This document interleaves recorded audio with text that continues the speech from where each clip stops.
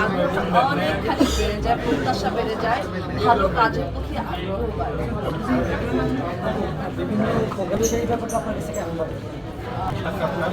যেখানে রাসেল মিয়ার একটি নতুন সিনেমা আসতে যাচ্ছে, সেই সিনেমায় আপনি রাসেল মিয়াকে বলেছিলেন যে মান্না ভাই আবার ফিরে এসেছে, এমনটা আপনার কাছে মনে হচ্ছে। আপনার সাথে মান্না ভাইয়ের সাথে বেশ অনেকগুলো সিনেমা রয়েছে, আমরা আপনাকে এইভাবে আপনাকে পরিচিত, তো সেইভাবে মান্না ভাইয়ের কাছ থেকে আপনি দেখেছেন, আপনার কেন এই কথাটি মনে হয়েছে? আপনারাই তাকে নাম দিয়েছেন সিনেমার হিরো। আমি যেটা মনে করি যে সে ছোট হোক, তাকে ইন্সপায়ার দেওয়া আসলে আমি একজন চলচ্চিত্র অভিনেত্রী হিসাবে আমার দেওয়া উচিত, যাতে তারা যেন নতুন আরও কাজের প্রতি তাদের আগ্রহ বাড়ে। এটা একটি কথা বলার আর কি, যে তার কিছু সিকোয়েন্স আমি দেখেছিলাম, চিৎকার করে সে ডায়লগগুলি ডেলিভারি দিচ্ছিল, ওই মুহূর্তের জন্য আমার মনে হচ্ছে যে না, জোরে লাউডলি ফোর্সলি ডায়লগ ডেলিভারি দিত। সেই ক্ষেত্রে আসলে তাকে ইন্সপায়ার দেওয়ার জন্য আমি বলেছি যে মান্না ভাই কামব্যাক করেছিলেন। আসলে এই ছোট্ট ওয়ার্ডটা এত আলোড়ন তৈরি করবে আমি বুঝতে পারিনি।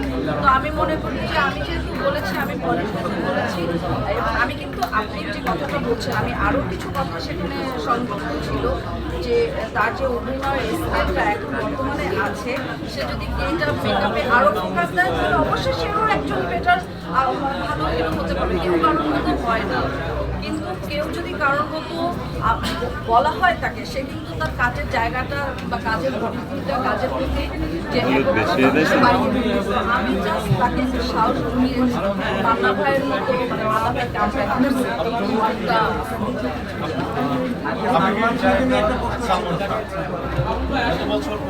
ভাই মামা ভিতরে ঢুকে আছে। সালমান শাহ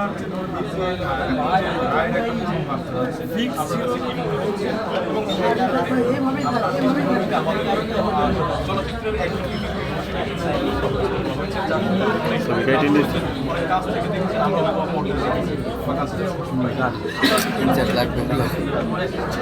সালমান শাহ 30 বছর হয়ে গেছে, তার যে তদন্তটা ইউনিয়ন হয়েছে, আমি এরকম সারা বিশ্বে আলোড়ন সৃষ্টিকারী যে একজন মানুষ মৃত্যুর পর এত বছর ধরে তার মৃত্যুর রহস্যটা উদ্ঘাটন হওয়ার জন্য তদন্ত হচ্ছে।